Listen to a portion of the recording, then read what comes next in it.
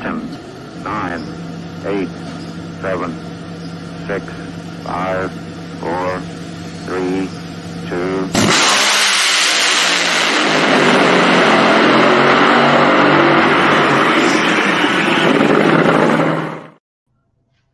Hey, drag racing fan, Monday Morning Racer here. My co-host Sam Smith right here on the Competition Plus Power Hour. He'll be on a little bit later where he is still in transit and he's flying in on a wing and a prayer. Let's hope he gets here soon. But you've got me, I've got you, we've got the great motorsport of drag racing to talk about. And I definitely think tonight we've got a good show lined up. Our guest being drag racing legend himself, Pat Musi, and also drag racing's rising star in the door slammer scene, drag racing veteran in his own right, Lyle Barnett. He will be on as well.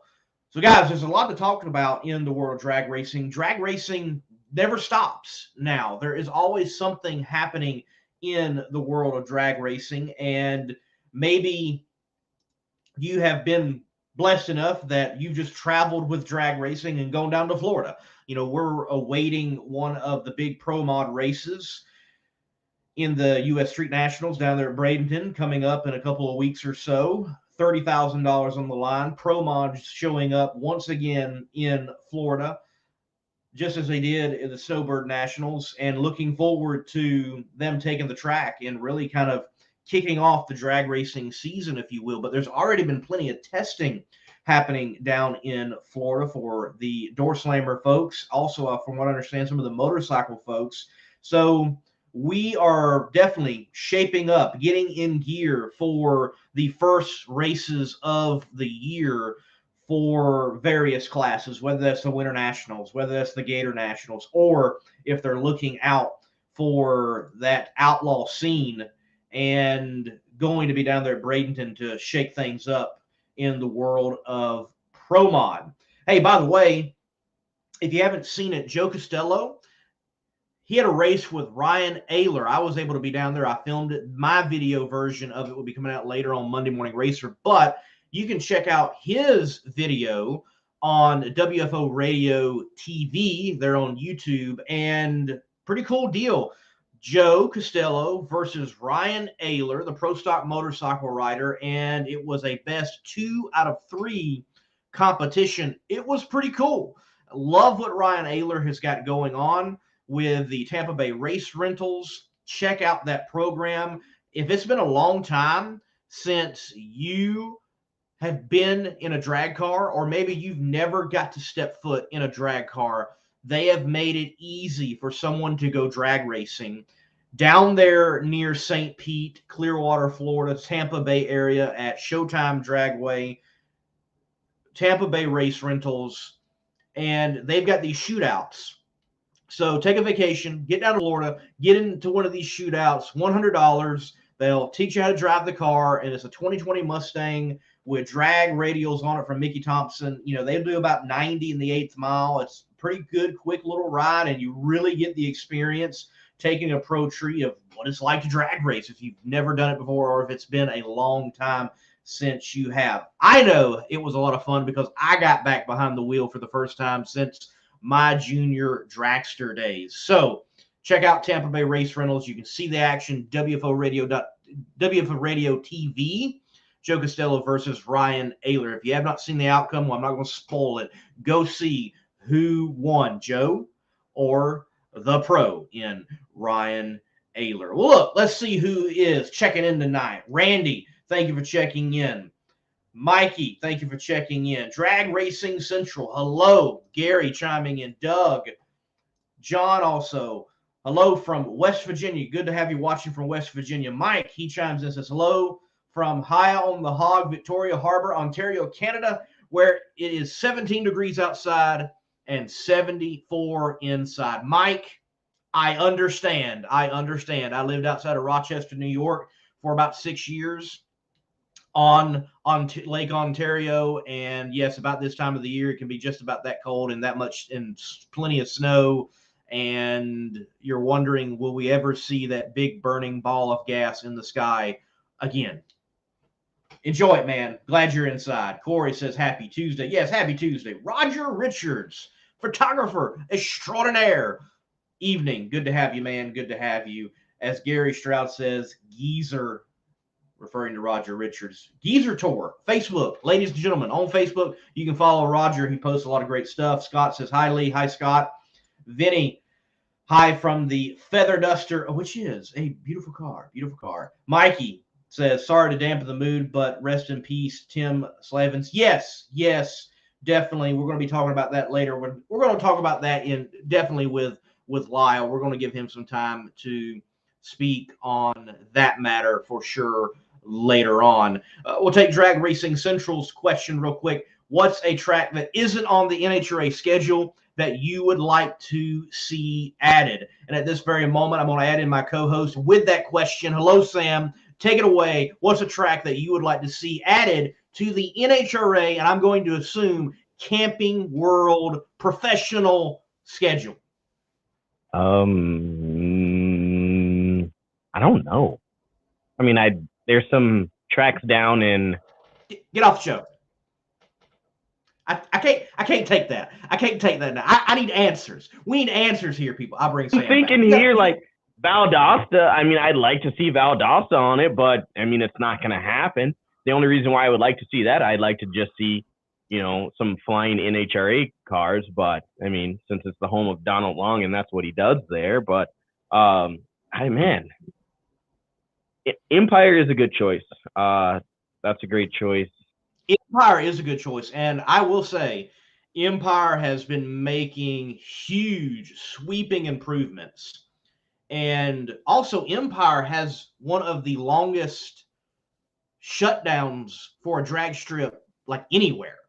There's no issue with runoff there. So that track also used to hold the old Empire IHRA Nationals. So it's used to national events, and they've made even more improvements.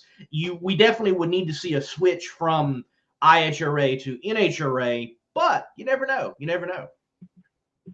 I really agree with Drag Racing Central right here when he says Galat or South Georgia. I mean, of course you would like to see that. Orlando Speed World, there's at this moment in time, that track is not prepared to see it. Even from what we saw from the World Door Slammer Nationals down there, it's just not ready to handle that. And that's nothing against what Ozzy Moya has down there or anything. It's just that track at the moment with the lighting, when it gets dark, it gets really dark on the top end. And, just for the safety of everyone, I know we're all talking about, this whole type of racing and what we all think. But at the end of the day, we have to remember that it's all about the safety of the competitors, the men and women that strap into these cars fearlessly every day. And to do it the safe way is why we have certain tracks that NHRA likes to go to and why they pick. So, I mean, there's a lot of different things that go into why certain tracks are on the schedule and why certain tracks aren't on the schedule. It's Pomona, for example. If Pomona was not Pomona, with all the history that is behind it, I'm not sure the NHRA Camping World Series would be going there with as short as that shutdown is, in fact. Because you've seen tracks, even with going to 1,000 foot, that have lost their date due to the shortness of a shutdown area. I think of Columbus, Ohio, for example. Orlando would be in a similar boat. Galat's not even set up for quarter of a mile. Premier facility, but it's not even going to be able to handle a national meet due to you have cars running quarter mile. It cannot run quarter of a mile, and there is a short shutdown. You definitely could do eighth mile. A great eighth mile type of match racing setup would be cool to see at Galat and have some nitro. But Valdosta, from everything I understand, though I haven't been there, it could handle it. It would be nice to see it handle it. Plus, just down the road from Valdosta, there is a huge Buc-ee's now in Warner Robins, Georgia. So anywhere there's a Buc-ee's, we can have an NHRA national event and it work out. You and your Buc-ee's now. I saw that post the other day, and I'm like, this guy is like on it. He really likes that. I mean, I like traveling. to all the different tracks because they have Chick-fil-A, they have Cane's Chicken, you know, they have Wawa's, different stuff like Waffle House. They don't have that where I live, okay? So when I get to go anywhere, it's a vacation. It's nice. There's nothing in North Dakota. Food. There is things in North Dakota. There's things up here. Not too much, but there's things up here. Other than Badlands? Hey, dude. Look, this is one thing I got to say. People knock look, we're not even talking drag racing. People knock the Badlands. 2 years in a row now, I've gone out to the Badlands and slept in, well, one time we slept in a camper, but the other time we slept in like it was in my friend's pop-up ice house, but we were on the ground, like 22 degrees. We went overnight camping and then went hunting all day. Dude, the Badlands is beautiful. You get out there, you can lose yourself, yes. You can lose your mind, you can lose everything. And it's fine because there's no one else out there. Yeah. But you and some cows and some deer and elk and just beautiful, and some mountain cougars, as I call them, mountain lions. There you go. Hey, Mark says something interesting since Drag Racing Central got us on this where tracks could race. So Alexis DeJoria on a WFO radio Joe Costello show many months ago alluded to this, a new track at COTA, Circuit of the Americas in Austin, that with Houston going by the wayside, the ownership at COTA, Circuit of the Americas, they are in fact interested in playing ball, if you will, with the NHRA and possibly putting in a drag strip. That would be a great move, I think, for NHRA drag racing, because that would put NHRA drag racing at a facility that, yes, has NASCAR compete at it, the cup level, but it would also put it at a place that has F1 come and compete at as well. I think that's attention that the NHRA, I think it deserves, but I think it also is needed. So, Mark, I would like to see something like that happen. That'd be very cool. I am still bitter about Texas. I'm not even going to lie to you. I'm bitter about that. Just because for me, that was one of those racetracks where it was, I could go home and see family. It was right down the road. I could sleep in my own bed, like the bedroom that I grew up in during the summers. Y'all took that away from me. That would be like, at this point, Lee, if someone took away Brainerd, it was like, NHRA is never racing in Brainerd while I live in Dakotas. You know how pissed off I would be? You know how many millions of people would just be pissed? No more zoo. All right, we're gonna put this into perspective since we've gone down this road. And I'm gonna put on my thinking glasses right here, Lee. Let's just say the premier staple tracks got taken away from us.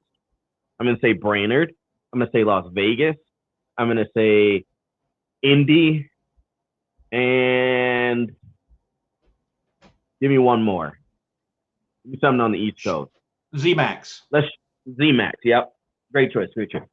What would drag racing do? No, not even. I'm going to say even and Norwalk. Z-Max and Norwalk. If those tracks got taken away from us, what would we do for NHRA? Now, if you want to talk no prep, we might talk about that a little bit later. If Valdosta got taken away, SGMP, if Orlando Speed World got taken away, what would we do? PDRA. If BMP got taken away, what would we do? There definitely are a lack of new premier facilities coming online. That's why I think with what Mark mentioned, seeing something new with COTA happening would be great. And even though there are being new drag strips built, but not oftentimes to the caliber of a Z-Max Dragway or a Texas Motorplex or a Norwalk, Ohio. It would be tough. But it's not even, and I don't mean to cut you off here, Lee, but now you got me thinking, and now I'm ready to go. But it's not even that the tracks aren't being built the way that these tracks are. There's no other place in the world that you can build another Brainerd. Like you just can't do it unless you go drive into the Grand Canyon somewhere and just say, I'm going to build a track right here. You know what I mean? Like, it's not always about the track and how it's built. It's about the people that are there and the atmosphere that it gives you and the vibe. Like, you know, being down in Virginia, that was my first time there, right? For a PDRA. That was my first PDRA race. That was my first time being at that track. Just the atmosphere and the welcome feeling when you walked into the gate, when the lady that was giving you your wristband for media credentials, the smile that she had on her face, she was happy to be there. The lady that's been at the gate since 6:30 in the morning and you're rolling in, you know, hey, how's it going? Let me finish drinking my Monster, and you're pissed off as a racer or a race fan, you know, because you stayed out. It was your choice to stay out all night last night, but she had to be there to do her job, and she's happy to be there. It's those places, you know, it's what the Bandamere family has done, what they're doing in Ohio with the ice creams and the memories. It's things like that that we cling to for racing. And I think if we continue to build new tracks, and we're losing tracks, but if we continue to get tracks involved, build that atmosphere. And if we can build that atmosphere, the people will come. They have done. They will. And look, you're talking about atmosphere. That is something that when you lose it, it's gone. It definitely is. And for example, you have drivers all the time say, hey, we love coming to this track. The fans are great here. The fans are this here. And they talk about the fans. Everywhere you go, the fans can be different and good in their own way from time. Like, I enjoy going to New England up there at Epping. And as Mikey does mention, has that awesome vibe. I agree. The fan base there is rabid about their NHRA nitromethane drag racing. It is so cool to see. And you know, you mentioned Houston. Well, I lost my Atlanta Southern Nationals, gone. Been going there since I was a kid and in diapers, and it was great to see that place packed out. It was great to experience the energy that was there for that last event. But though I may gravitate toward, you know, maybe ZMAX being my home track now, it will never be an Atlanta Dragway. Because Atlanta Dragway has memories for me as a fan. It has memories for me in a junior dragster being in. Like, I know what that bump felt like in a doggone junior dragster. You could feel it. If you could feel it in a junior dragster, can imagine what it was like in a big car. So I don't have those memories at ZMAX. And I won't be able to, especially in a little junior again. But yes, atmosphere is important. And it's going to be great to see new places come on board and create atmosphere and create special moments. And here's an example. I believe it's in West Virginia. There is a 8th Mile drag strip, brand spanking new, just sitting there, tied up in legal issues, if I'm not mistaken, tied up in finding the right promoter, something of that nature. Here you have a brand new drag strip. Cars could be going down it. Drag racing could be happening, and it's just sitting there. Those are issues around the country we are running into, and we've got to hang on to the great tracks that we've got. We need them to prosper. We need them to move forward. And as fans, we need to support them no matter what's going on. Look, let's say you're a fan of Pro Mod racing and you go to Orlando Speed World to watch the Pro Mod races. Well, go also check out the compact racing too and support that race just as much as you would support the Pro Mod race. Plus, if you aren't going to the compact races, what is wrong with you? Love the compact drag racing. It is insane. Get the air horn out.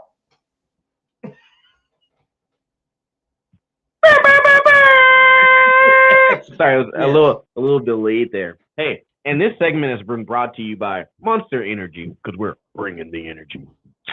Unleash the beast.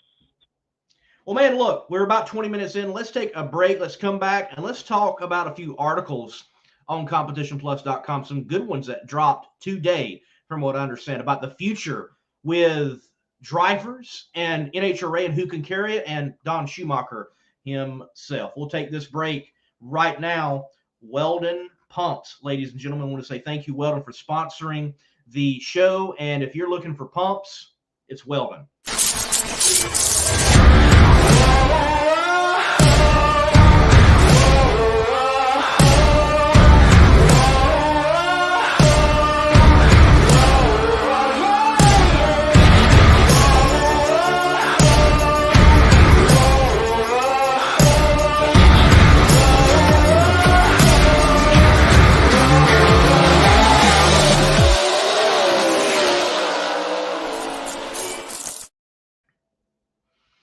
Sam, some great articles on competitionplus.com right now. Again, the place where you can believe what you read on the internet, ladies and gentlemen. And to you, Sam, and to you in the comments, let us propose to you what the article proposed. Who is it, or what type of driver can carry the NHRA into the future? Cruz Petragon weighed in on it and said the types of Justin Ashley and Josh Hart, those that can drive and that have a business mind, they're the ones that's going to carry it into the future. Leah Stewart weighed in and said she's focused on being an individual. Wait. Can you say Leah Pruitt Stewart, please? We're going to do that? If you read the article, that's what it says. Quote. Well, later on, it just said Stewart, too. It did. I know. I was sitting there reading it, and I'm like, are we talking about two different people? Wait. Right. Okay. Boom! Wait, Earth to Sam. No, okay. Let's see. All right. Back to your story, Lee. Well, again, Susan Wade, great article talking about the future of the sport. She mentioned, hey, I'm just focusing on winning and excelling, and if I happen to carry the sport while doing that, great. But Sam, and those of you in the comment section, who do you think's out there? Who can carry the sport forward? Look, we all know John Force, his time will come to an end eventually, and we will not have him on the scene in NHRA drag racing. And that will be a sad time.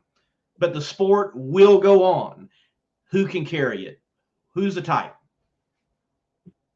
For me, especially with what he's doing right now, I really like – it's going to sound bad because I'm going to say – okay, I'm going to say how I feel here. I like what Alex Laughlin has been through, what his story is now, and what it can be in the future. Or as this says right here, the forward. Alex says, everybody pretty much has heard the story, the rumors, whatever it may be. But you got to keep putting your best foot forward. And I think that's what he's doing. He's a great example of someone who's getting the fans involved with what he's doing. Another person we're going to talk about it tonight, Lyle Barnett. If you have not heard the name, if you have not seen the name, and if you have not seen that sweet beard that man has, then you've been living under a rock. He is the future of our sport. Justin Ashley is the future of our sport. Krista Baldwin. I'm naming off my people that it's like if drag racing had to just stop today and we're like, hey, we're starting over and you guys are going to be the pioneers of this sport. These are who I would leave it and put that in the hands of. Pro stock, we've got a couple people there. You guys know the names. We've got Kid Chaos, really, really great ambassador, young guy, hungry with a great business mind and a great attitude. Dallas Glenn, really like what he's doing. And I'm excited to see what the Caruso family is going to do. I think it's going to be different than what we're used to. They're going to do it in their own flavor, in their own style. So, if we're looking at it, Lee, and like you said, if it comes down to we've got to just, hey, John, you're gone. Antron, you're gone. Like everyone else. And we're leaving it to this group of guys and girls. I like that. Mikey, he says Stevie Fast Jackson. He's that mixed breed there. He's not young like these other people that I named, but he's not old. He's that mix. He's kind of, Lee, I hate to say, he's kind of like you and I, that we're right. we're not old, but Shh, don't We're tell not anyone. old. That'll be our But secret we're for the show. not necessarily young, everybody. Right. Like we wake up and it's like, ooh. Hey, maybe, just maybe, if you're not young and you're not old, maybe that means you're in your prime. Prime time, big man. Prime time. Prime. It's that Coach Prime. I have to say, out of all that were named, if she had a full pool right now with her charisma, her pedigree, it's Krista Baldwin. I think she would be the individual that would carry the sport. And when I say carry, I don't mean just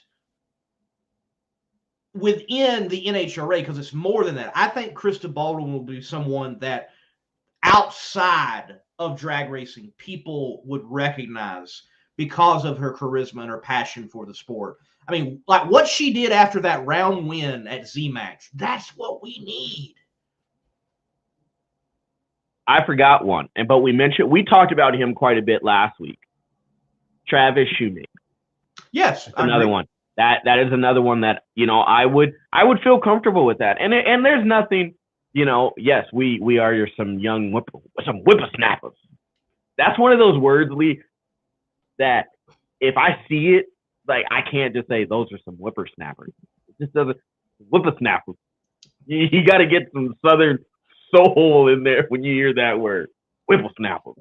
Like that's one of those words I want you to go up. I'm going to do it with Antron Brown or with, you know, some, or just guys that have funny and can just be in the moment. I guarantee you they cannot say whippersnappers, just regular.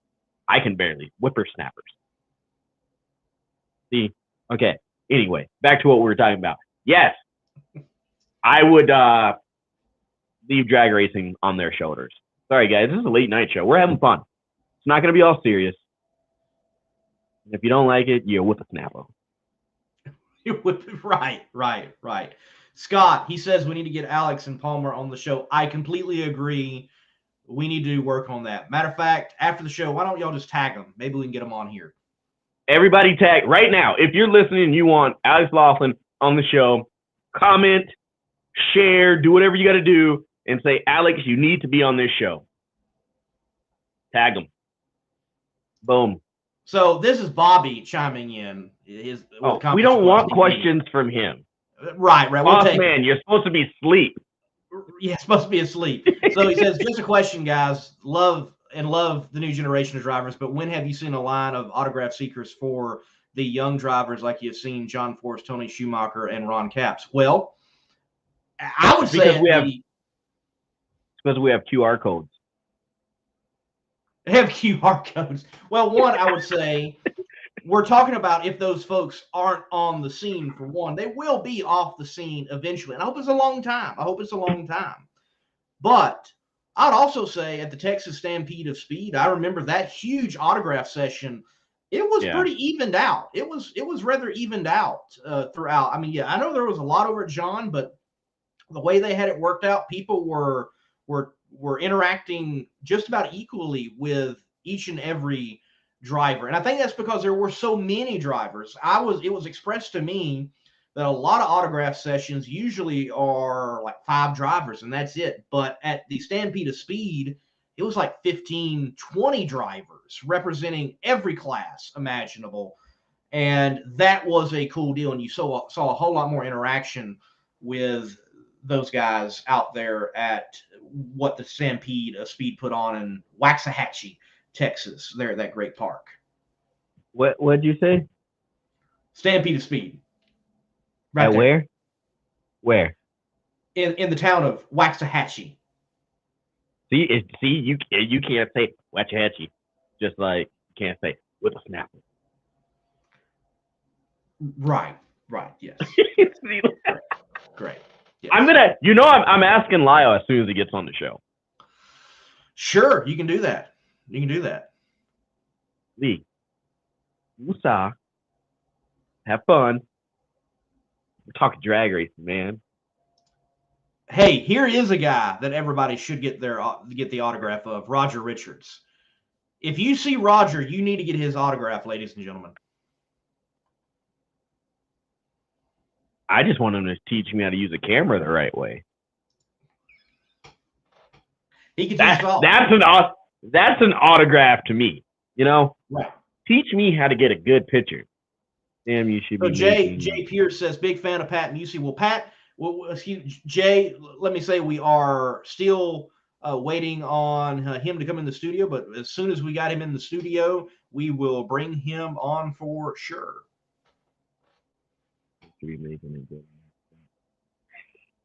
Why are people still talking about the last time that Lyle was on the show about the Yingling beer?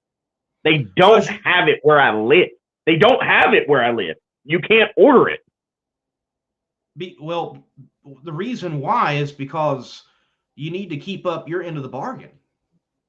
I am. I looked for it in Indy. Guess what? It wasn't there. You certainly did find whatever fruity drink you did have. I know that. It was free. It was free. Baby. All right, Mike Ashley's chiming in. Here we go. All right, we got to get serious, please. The real problem is no one knows John Force outside of racing. That's the real issue. Mainstream America wouldn't know him if they saw him on the street. You need to become more popular. That's very true. I always wonder why, like, what do we need to do? And this is a great question, Lee. What do we need to do to get back in ESPN? Like, there's some of those moments where drivers are saving the cars. Like, and why is that not in the top 10? Like, I get it. I don't want to see LeBron James shoot a basketball ever again in my life. I don't care to see it. A 3-point is a 3-point. Cool. A slam dunk, if it was worth 5 points, I'd be doing it. I'm just saying. I think of the incident that happened with Grosjean at the last race of the 2020 F1 season, where his car split apart, burst into flames, and he did get some burns on his hands. Well, that was everywhere in news and sports and around the world of what happened to him because, well, it was for F1 quite spectacular because that just doesn't seem to happen anymore. Well, I was a bit perturbed because I looked at what happened to Grosjean, and as terrible as it was, and it was terrible, do not misunderstand me, I'm thinking to myself, 3 weeks earlier, Alexis DeJoria had her fire in Dallas, which was the most horrendous funny car fire I think we had in like a decade or more, and it's not anywhere. Like, here you have a female athlete in motorsports engulfed in flames, one of the worst fires we've ever seen in a funny car in a long time, especially of this modern day of funny car, and it got nothing beyond the NHRA. And I don't know who pushes that. I don't know who asks for that to get out there, but somebody needed to get that news out there. Someone needed to tap ESPN on the shoulder and say, hey, show this, show what our gal went through and got through it and went back in and got in the car again. That's worth showcasing. What it really comes down to, Lee, they're scared. They don't want drag racing to take over. Like, honestly, what we need to do, you and I need to call out Shannon Sharp, Skip Bayless, and say, hey, we the undisputed of drag racing, the late night show, the Power Hour, coming after you. Yeah, Shannon. Come on, Skip. Oh. He don't want none. No. It's like butter. As long as we don't have to wear suits like them. I look good in a suit. It's been a long time since I look good in a suit. Skip don't wear suits. He just wears a t-shirt, button-up shirt. But Shannon Sharp. Blazer. Right. Shannon Sharp, Yeah. Yes, Lee. Yeah. Well, Sam. You know who we're about to talk about? We're about to talk about the GOAT. Yes. Yes, we're about to getting bring to it. on Pat Musi here in just a few moments, ladies and gentlemen, after this word from another new sponsor here of the Competition Plus Power Hour, Holly. Holly has a lot under their umbrella, and in particular, if you're looking for LED lights for your hot rod, they very well may have the solution. So pay attention to this ad coming up right now, and after it, we've got Pat Musi on. Classic car owners, make your headlights over twice as bright with Holley Retro Bright LED headlights. A plug-in replacement for those dim halogen seal beams, Retro Bright maintains that classic look and lasts 6 times longer. Stay safe and click the link below to learn more. Pat, how you welcome to doing, the show, guys? man. Yeah, we're doing great, How are you doing? I can't hear you for some reason. Uh-oh. Let's see. What about now? You got the volume up? Have you tried the volume? No, I got no sound. I mean, I could barely hear you. Uh-oh. I don't know if I got to turn my speaker on or you want me to try to redo it. Yeah, let's try to redo it. We'll have you come back in. Okay.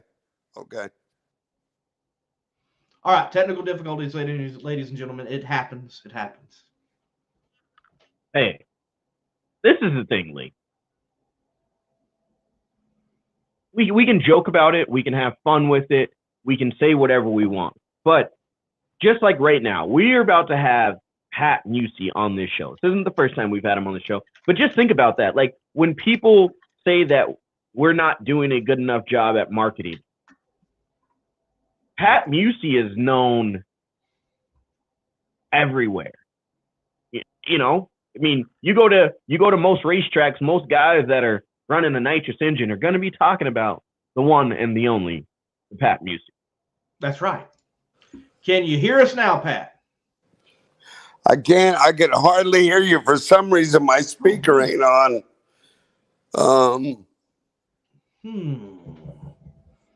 Do you happen to have earbuds?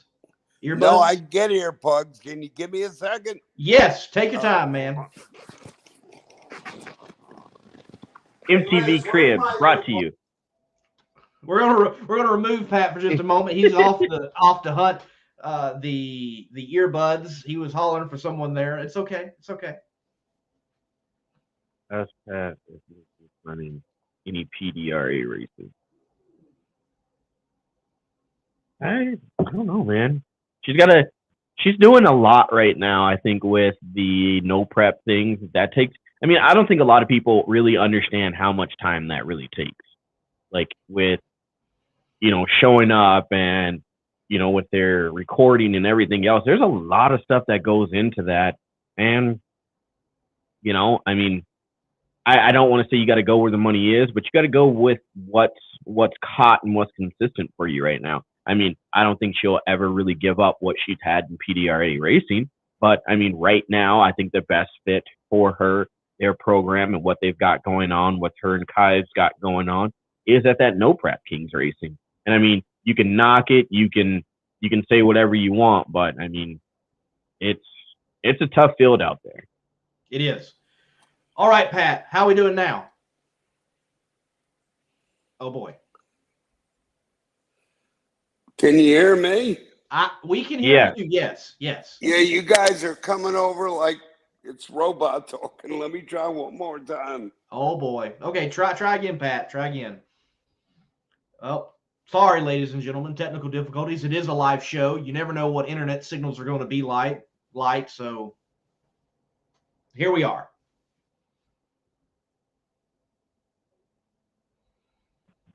That's what we got to do, Lee. That's what we got to do. Lee,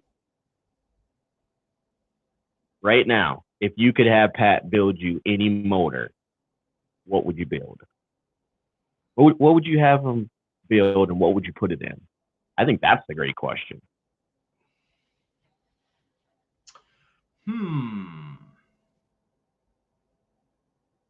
What would I put? Oh, wow. What would I put it there? There is something to nitrous. There is just the purge, there's something to it. And growing up in the Southeast, obviously nitrous was popular. And I would like to have a Pat Musi engine in a true back of the track, no prep car. I think that would be pretty cool to see. You know, you got Popeye on the scoop or something somewhere in that scene. That would be pretty cool, I think. All right, we're going to try this again, ladies and gentlemen. Pat, can you hear us now? I can hear you now. Oh, there we go. Yes. Yes. See, it was all that nitrous purging we had to do first. We just had to clear up the lines, make sure everything was good to go, button a few things up. I got you. How we doing, guys? Man, doing great. Glad to have you on the show. Thanks for coming back. It's been a while, and you've had definitely a full year of drag racing under your belt since that time you were on. Yeah, and I'm on phone with Lizzie. She's in Texas doing Fastest America. She just won the 3rd round, so she's actually in the top 3 of the Fastest in America. So pretty happy about that. Man, you got to be. That's cool right there for sure. Yeah. Oh yeah. And she's just called. She's excited. She's going up for next round. So hopefully we'll get there. Very cool. Very cool. Well, with having you on the show now and a full year of drag racing, what has been the highlight of the season? What has been the lowest of lows of this season, looking back at 2021? What's the top? What's the high? Well, the top was, she won 2 in a row and a runner-up, and then won the team attack. I guess the low was the crash at Darlington, was just one of them crazy deals, but we took it 45 days later. Robert Hayes fixed the car. Everybody pitched in, and she won the next race out. So we're pretty pumped about that. Won the next one after that, runner up at Tulsa, and then Bradenton won the team attack. A solid year for sure. And like you said, with the crash this year, when you guys, after you sit down and visit the crash and look at everything, what's the first plan of attack? I mean, after you make sure Lizzie obviously is safe, you assess the car and see what was it. How did you guys go about, step by step, getting everything back together so she can get out racing again? Well, the biggest thing we shouted out to Glass Tech was a big help. Because you know how hard it is to get a front end. He knocked the front end. He knocked it out of the park 10 days out of the front end. And then Robert Hayes worked nonstop. I mean, we were just, the whole crew, everybody just worked nonstop. Because the old car wasn't meant to go that fast. And I wanted to get her out of that. We ran it for a couple races just to keep her point steal. But we knew we needed the good car. Pat, I've got to wonder, I have to ask, I follow the PDRA very closely, and right now in the PDRA, Jim Halsey and Brandon Schweitzer, they are just doing a fabulous job leading the way, but you got a lot of Pat Musi engines out there in the PDRA. So what is the talk like back and forth of like, all right, Pat, what we got to do to knock Jim and Brandon off the top in the PDRA? Uh-oh. We lost them somehow. What's going on? Probably getting a phone call from Lizzie or something. Yeah, could be. Pat, we can't hear you right now. Can you still hear us? Uh-oh. We might have to take him out. We'll kick him out and bring him back in. All right. So, hey, guys, can you hear me? Oh, yeah, there we go. Here we go. Yeah, we got you back.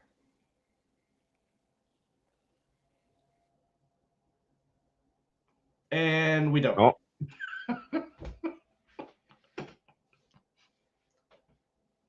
Well, we know that Pat Musi and Lizzie, they think they've had a pretty solid year. Did sound pretty good, other than the wreck there in Darlington, but pretty good year. Let's bring him back in. He's back. I'm really sorry, but that was Lizzie, and I guess Told you. JJ and his wife crashed just now, and I hope they're all okay. But Lizzie's pretty excited. She won. She said after the show, she says, tell everybody hello, and they're racing. My guys are out there. I couldn't go. I'm so busy in the shop. I have 12 engines to build by March 959, so we're just crazy busy. I mean, it's out of control. Man. You know, getting back to not taking anything away from Brandon or Halsey, you know, he's got the ET record. You guys realize, I don't know if they realize, Lizzie still holds the speed record. For over 5 years, they ain't been able to get that speed. You know, they just better be lucky we ain't got time to race that right now.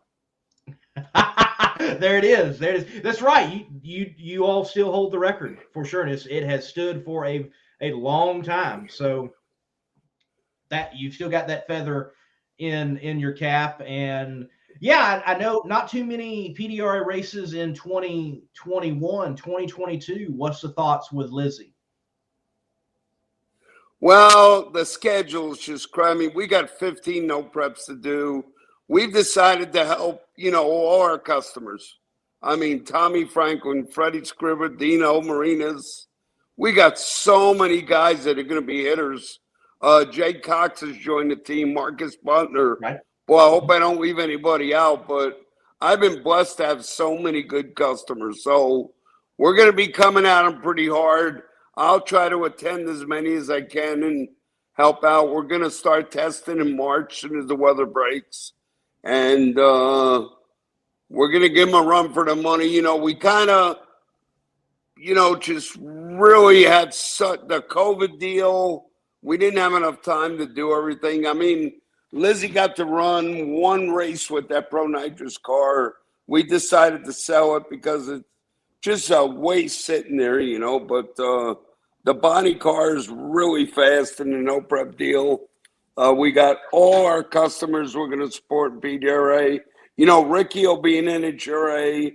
Chad Green will be in NHRA. So we're just going to support all them guys. I mean, as an average, I think we've proven ourselves. We've had a hell of a run for 10 years here, and I'm proud of everybody that helped. And, you know, I just couldn't be happier. I mean, Bobby asked what was on my bucket list. So I guess the last thing is we need to get Lizzie a championship in the no prep deal. And you know, to talk about that, now seeing you, you know, comfortable with Lizzie doing that. At first you were telling her you didn't want her to do that, and now you understand it and you're helping her chase that goal. And to have that, like, we want that championship for you, you know, from all your accolades and everything that you've won, speed records and everything that you hold. What would it mean for Pat Musi and Musi Racing? What would that mean for you to be a part of your daughter winning that championship? It would be huge, you know, for us, our sponsors. I mean, we're going to make a big announcement, you know, about Edelbrock in the race center that's in our building. And we got a brand new race car shop, Lucas Oil, just all of our sponsors. I can't thank them enough. You know, we need to do this deal now. We had a little glitch last year. Like I said, we had to start out with the old car. Then we had the crash. But I feel like if we would have ran like we ran the back half of the season, Lizzie would have been right there. So we're pretty confident. We got a really fast car. We're going to throw the kitchen sink at it. You can rest assured of that. So I guess everybody knows that about me. Definitely so.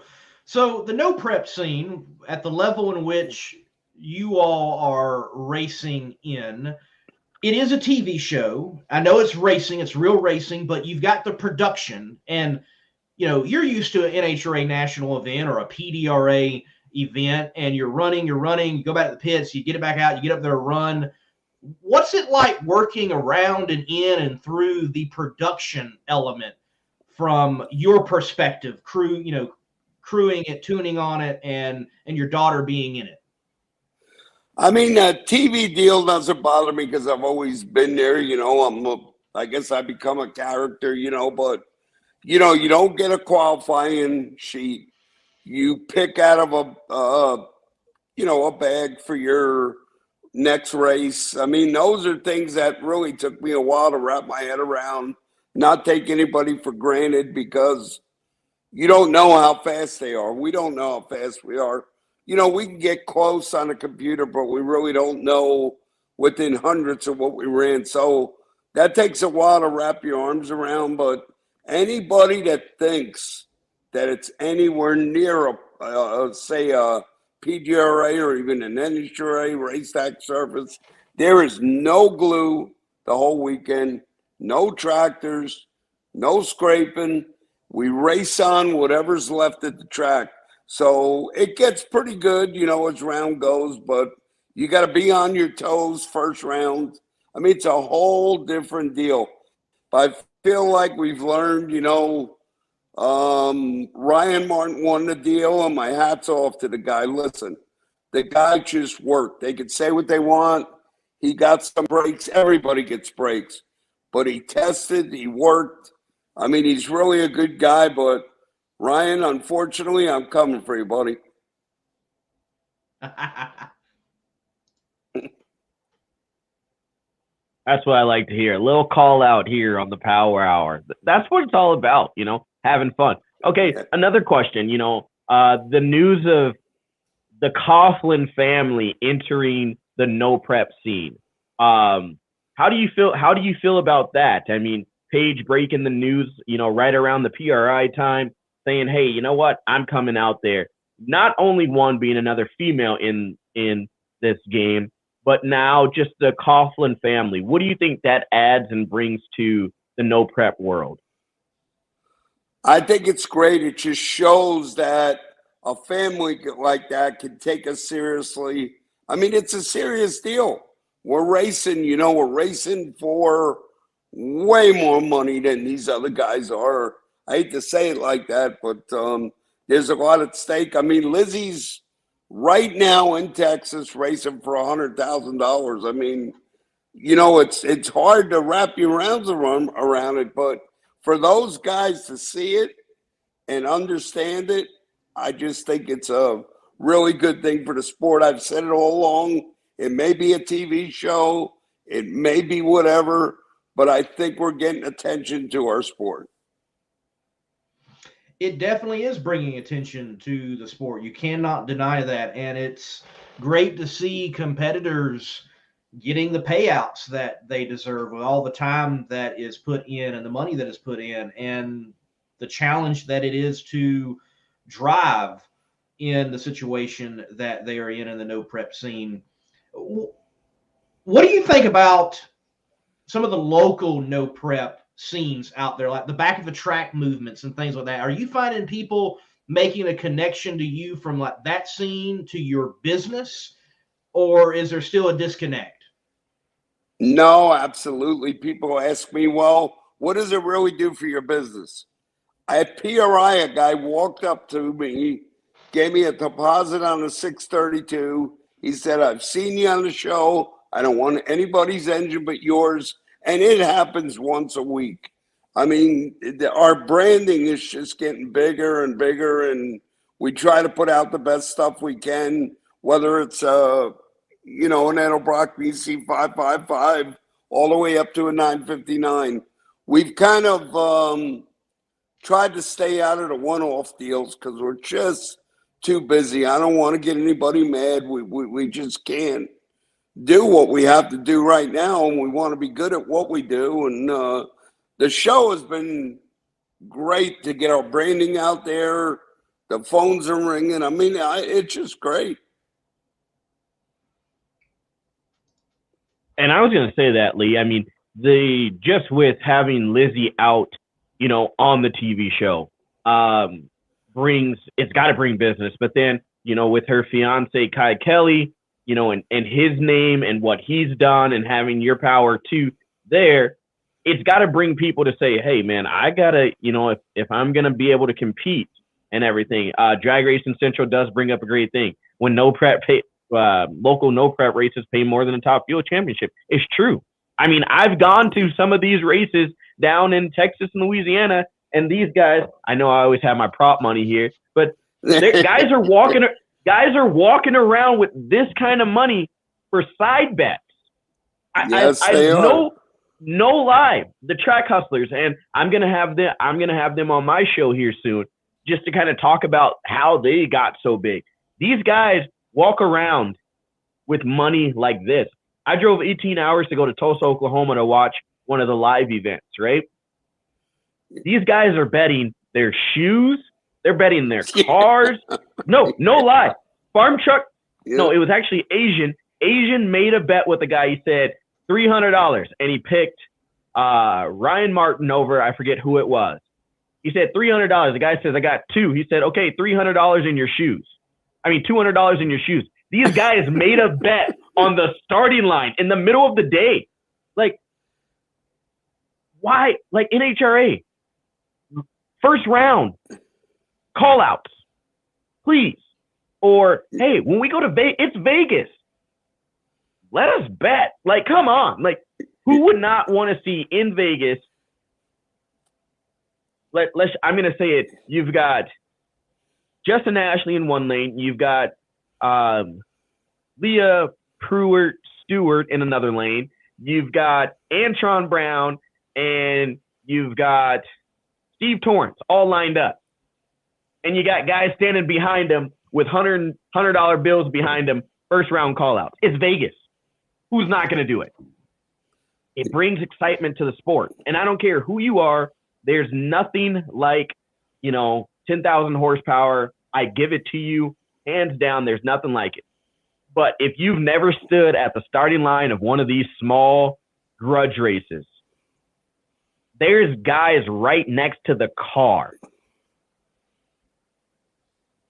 It is the most electric atmosphere one can feel. I'm putting it up there next to the Super Bowl for me, but I'm a drag race guy. Well, you're absolutely right. You look up in the stands, and it's great for the driver. Lizzie sees the stands full, and she gets back, and she's got a T-shirt line wrapped around a couple trailers, and it's just great. The problem you have, and it happened to me, I almost had my license taken away for arguing when I was running Pro Street on Columbus Dragway because I was arguing and got in a little altercation. I get a letter from NHRA. They want to take my license.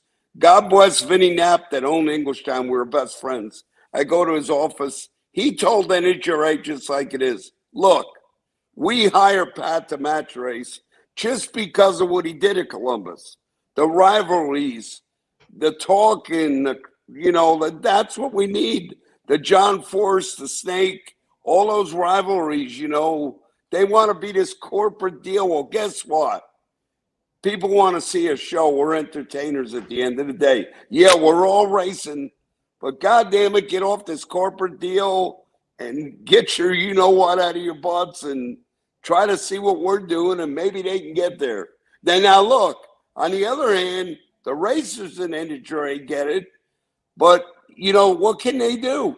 You got NHRA that just wants to be corporate. They want to do this deal. They don't get the rivalries. Me and Tony Christian, go back to those days, the green car, the red 57, how we were fist fighting half the time. So it's just the way it is. It is the way it is right now. That is the way it is right now in drag racing, and it's great to see what the no prep scene at that level has done, and definitely not only just NHRA drag racing, but I think any motorsport or any other sport can definitely say, look at what they've done, look at the formula, and possibly apply it elsewhere and bring more attention and bring more fans to a particular sport, whatever it may be. So it's got to be cool to be a part of it. And I know you've got to enjoy going out there and being a part of it.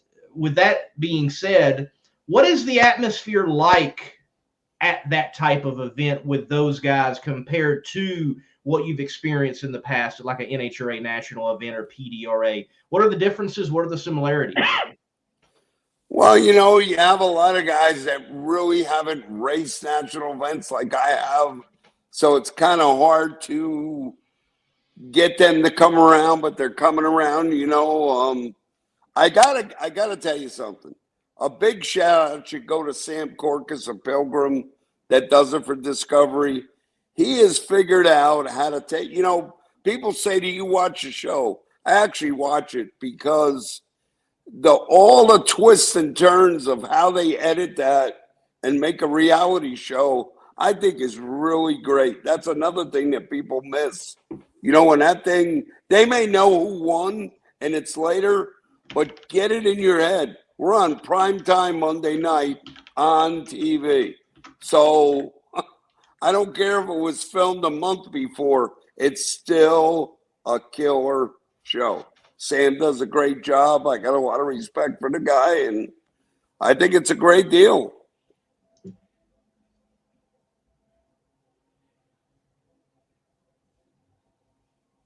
Yeah, from being at those shows and like seeing it live and being, there and then watching it back.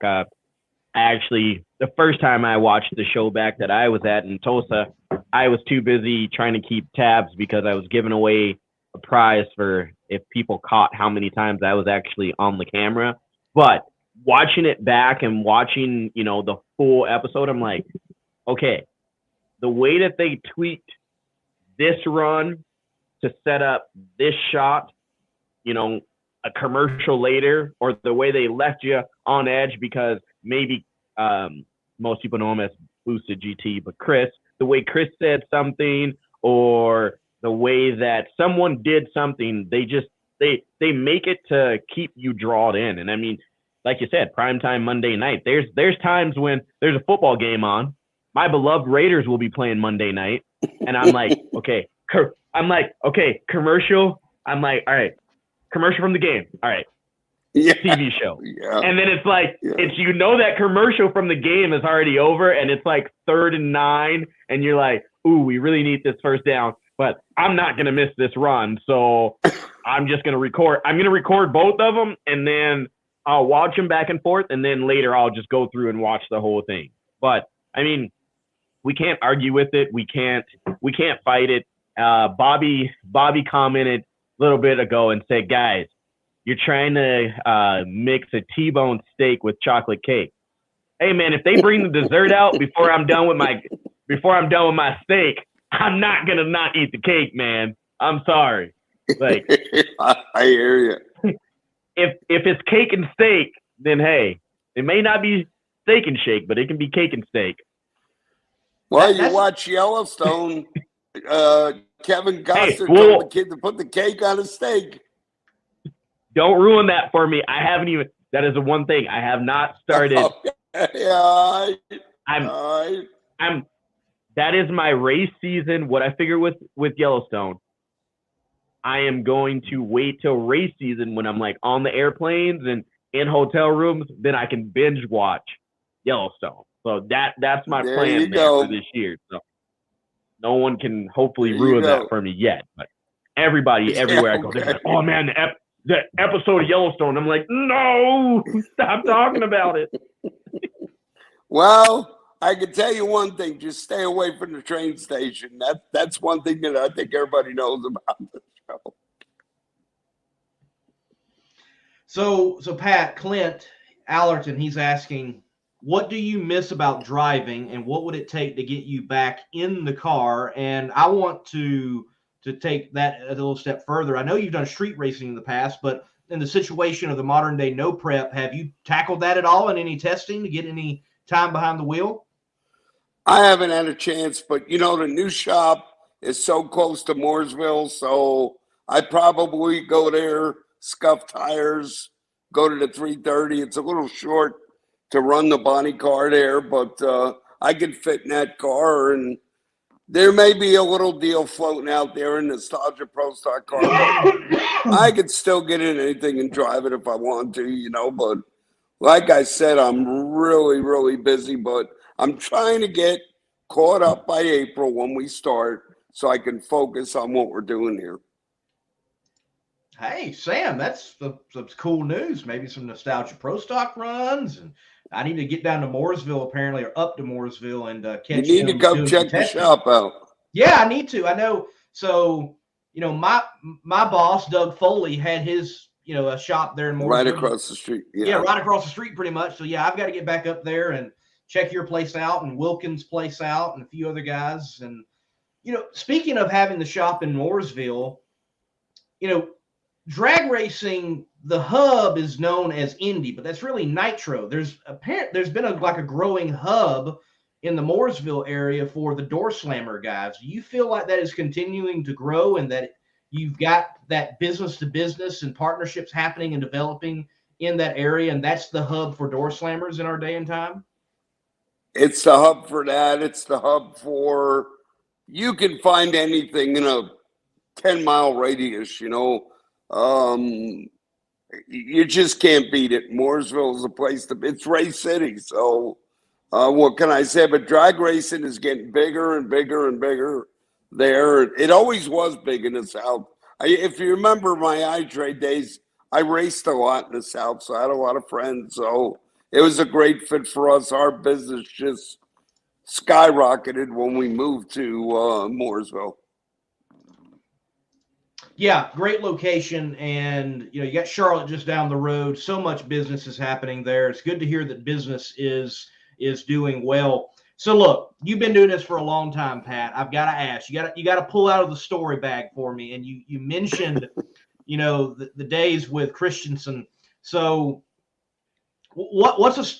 give us some more insight into those times, because I can remember watching like hot rod and hot rodding on like TNN and seeing you two going at it and things of that nature, and that green car and that red car. And those are some cool days within drag racing. So what was it like at that moment in time? It was great. And it was great because of the TV coverage. TNN had a lot to do with that, and then Spike, and so that had a lot to do with it. Me and Tony were just at each other's throat. We were trying to take each other's head off. But Tony's become a great friend. We talk once a week. He doesn't want to get back in the car. I'm trying to egg him on to doing something with me, but race against me. But he just doesn't want to do it. You never know. But Tony was a great driver in his time, hard to beat. We had some really knockdown dragouts, but it was for real. We go up there to race, we're racing. We might go have a beer and have dinner later, but some of those deals we got at it pretty hard, not heavy. Nothing wrong with that. Then afterwards, cooling down and being like, hey, we're good. We'll go race another day. So Bobby, he's got some insight to something. He's asking us to ask you about the funnel in the pants. So for Tony? Whoever. I don't know what Bobby's referring to, but you must know funnel in the pants. What's he talking about? Well, Tony come over, and we've always done this in Jersey. I guess we kind of started it. So Tony come over. I said, Tony, if we put a quarter down your pants, put a funnel down your pants, put the quarter on your forehead. If you drop it in, you get $100. He goes, give me, and I could do it. So it was a transmission funnel. So it went really way down his pants, if you get my drift.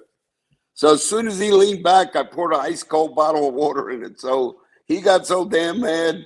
He says, give me that damn funnel. I'm going to go over and get Moran. Well, Moran had already known about it. So Moran said, well, show me how to do it. As soon as Tony stuck the funnel in, he's the only person I know got it twice in the same day. So be careful of the quarter in the funnel. Yeah, definitely. I know that trick now. Don't do that. If you ever see Jason from VP, he got it at the shop one day.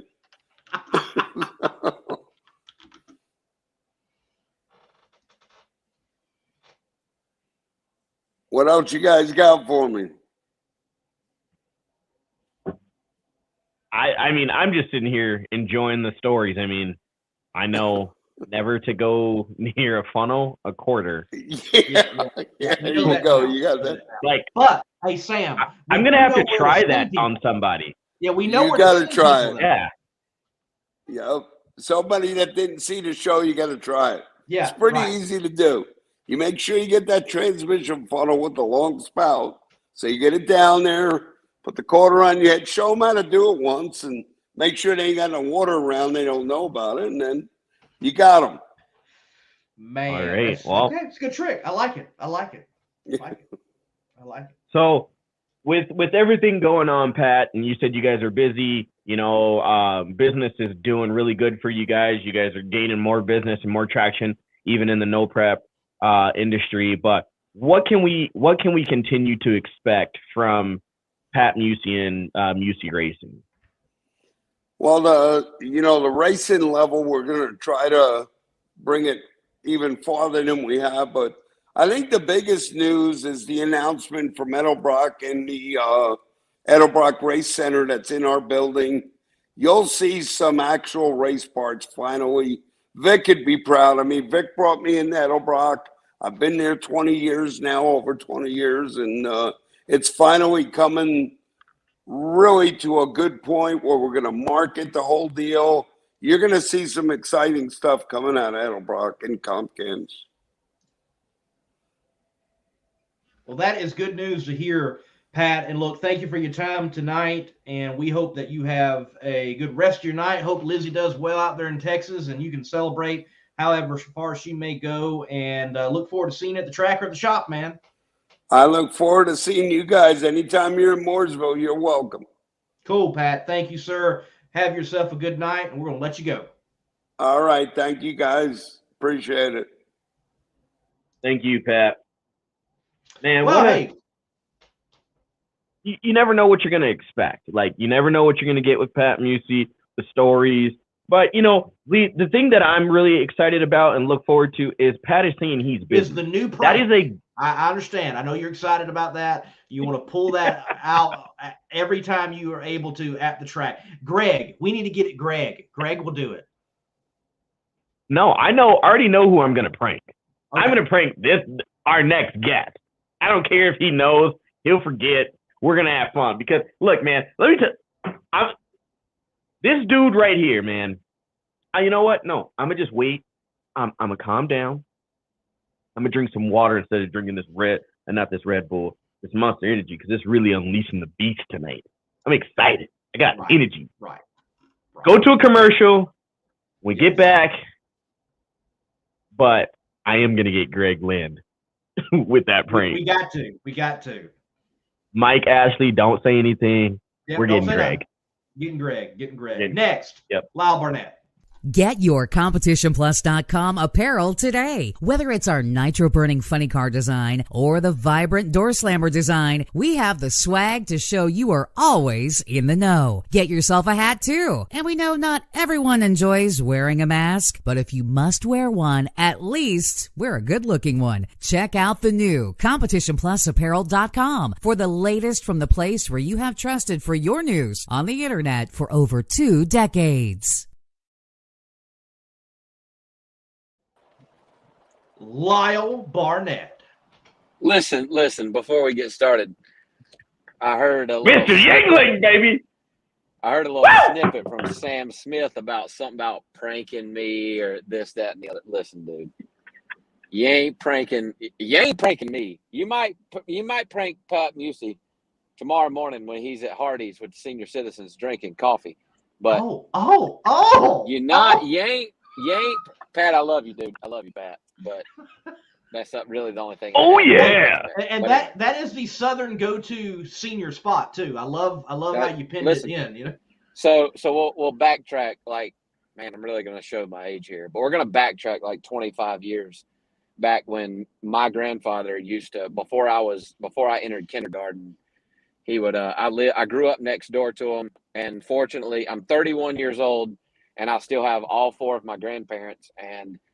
My mom's side, my mom's parents, I grew up, man, I don't know, 60 yards from their front door. So when I was young, that's who I stayed with, during the day. And every flipping morning, we would jump in my grandpa's, and he's got plenty of cars. He's got off the showroom floor, a brand new that he bought brand new in 1962 Chevrolet Impala.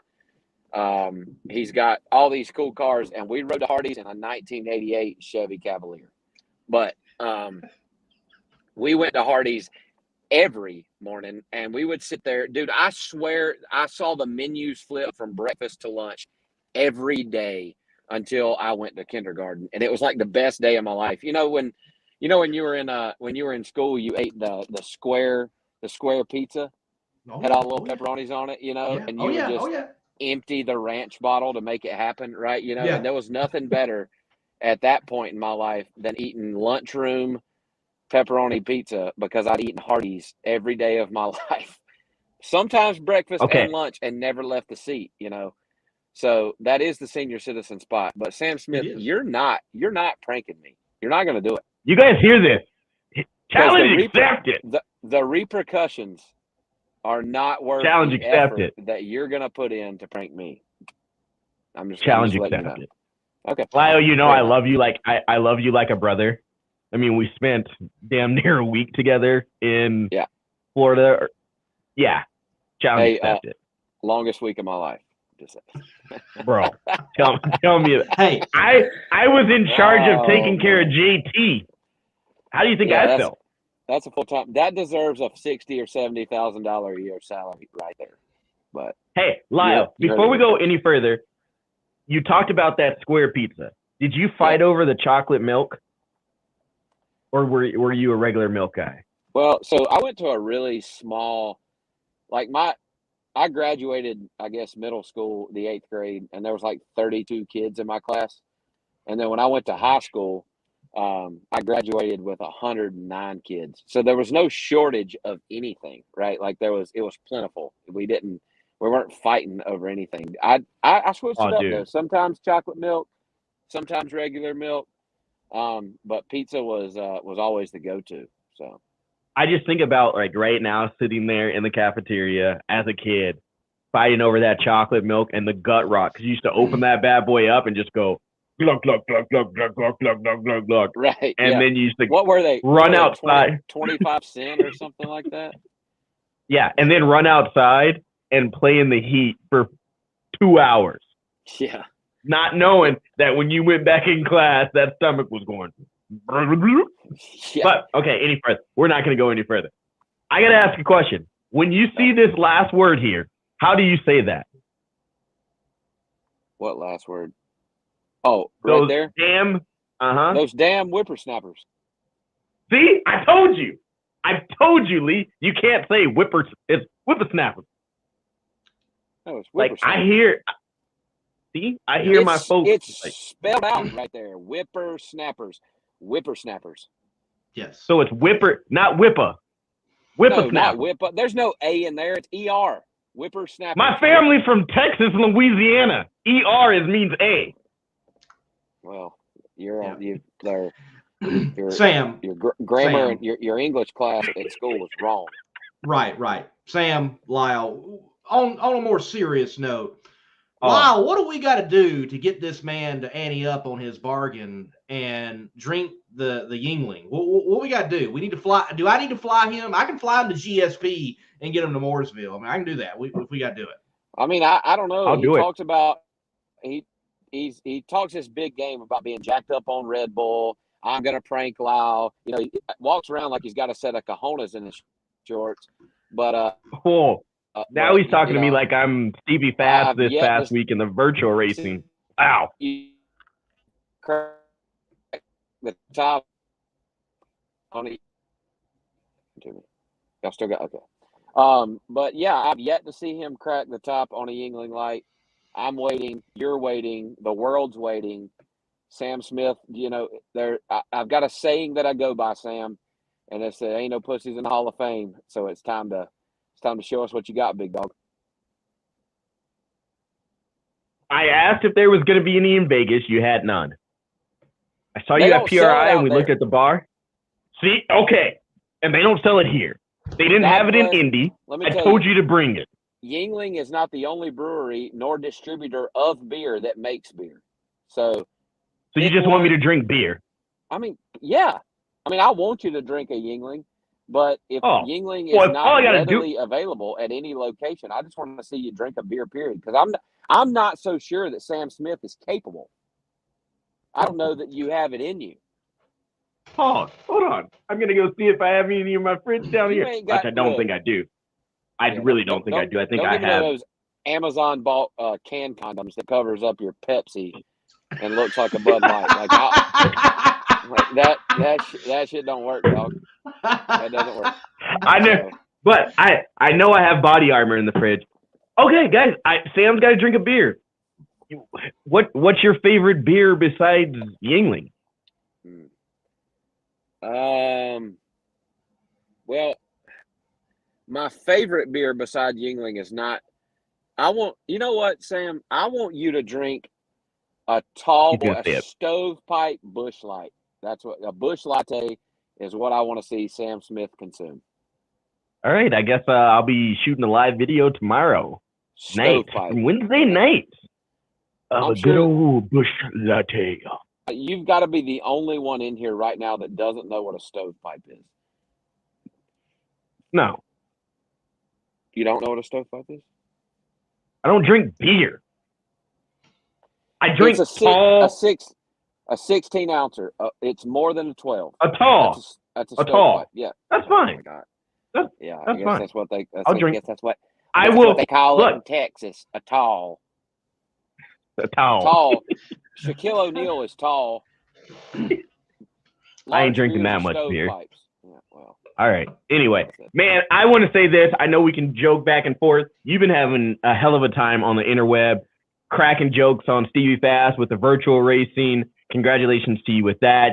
I think you gapped him. He was calling in Phantom votes, and yeah, he may have gotten some foreign liaison Russian conspiracy voting machines over there. Yeah, he does that. Yeah, Bobby tries to play like he doesn't alter or do the overnight mail-in votes, but I know better than that. I know people too, Bobby. I know people too, and we've been keeping a watch. But anyway, it hasn't mattered until. So I was in Bradenton doing a absolute awful job at bracket racing, and if anybody on here, any of you guys have ever been to Bradenton, there is zero cell phone service, none. And Stevie got a jump on me that morning, and took a 100 or 200 vote lead, and I couldn't catch him, man. Anytime I tried to make a post, it would take an hour, a couple hours to post, and he got out on me and won one. But I took advantage of the 11-hour difference in time when he was over in Bahrain, and we put the old gap. He lost first round last week, which so far I've been to every final, and Stevie lost first round last week, and I got to pad my lead a little bit. I suspect that this week will not be so easy, so I'm going to have to step up my social media game, but I am amidst the cell phone service mecca here in the greater Charlotte area. So I suspect it will be close. There will not be a gap this week. It's gonna come down to the wire again. But I feel like so far we've done well enough and padded the points lead just enough that it's going to be pretty tough. He'll have to do some Russian conspiracy voting against me in some of the early rounds and try to knock me out early to catch me. So we'll just see how it goes. Yeah, folks, and what he's talking about, the Virtual Racing Hot Rod Association, you can partake in that on competitionplus.com and put your votes in. So definitely do that for Top Fuel, Funny Car, Pro Stock, and Pro Mod. And yeah, congratulations on the win. Look, Lyle, you definitely have your trajectory is still rising and going and going and going, and it's cool where your story. We most of us know it's cool where you were, where you have got to, where you're going, and I mean, look, you made it to the Freedom Factory and got to be in the Cletus McFarland deal and do some right and left. Break that down for us. That was a cool deal, man, with you and Stevie together. I'm going to tell you, Stevie and I quickly realized that we are better off going this way and not this way. Kurt Busch, Alex Bowman, Brian Deegan, Haley Deegan. There were some real deal rallycross or round track racers there, and Stevie and I got a good piece of humble pie. We didn't even finish the race. We got crashed out in both our primary and our backup car. So we were an early bow out, but it was fun to watch the rest of the race. And obviously we're super honored to have been considered and to be a part of that, and hope that we are considered and a part of some in the future. But I took advantage of my invite to participate in the Cletus and Cars Burnout Rivals competition. Doug Cook, Andy Cook, Brian Jack, Cletus, the whole Motion crew gave me the Bald Regal to participate in the Burnout competition with, and I took full advantage of that, and we took home the Burnout Rivals win, $2,500, which we donated to my fundraiser for the Burn Center for the kids, and I got to bring home the fat check and the trophy. So, just for Doug and those guys to give us the opportunity, for Cletus and them to kind of open the doors for Stevie and I to bring a little NHRA flavor into the deal. It was pretty cool, and I look forward to future endeavors with those guys. I think I kind of staked my claim in the Burnout competition. The Freedom 500 is coming up in February, and you'll see me back in the Bald Regal for the Burnout competition for that. Not so sure that I'm going to get to race in the Freedom 500, but I'll be there and be able to, to bullshit with those guys and hang out. So it's a pretty cool deal to be a part of, for sure. Man, it is. And it's great that, like you said, some NHRA representation there in a kind of car culture phenomena in Cletus and what he's been able to do with his program. And it's cool that that representation is there with you and Stevie, and definitely deserved. And Corey, no, because Sam would flip it. We're not going to be in the next Freedom 500. No, we're going. And me and Lyle are going to stand up at the top of the car. We're going to crack Yingling together, because that's probably going to be the only time we're going to have that stuff. And we're going to drink it anyway. I don't even know if you're worthy, if you're capable of doing that. So I wouldn't get too far ahead of yourself. And I'm not so sure. The audacity of you tonight, sir. We're going to have to put him in timeout.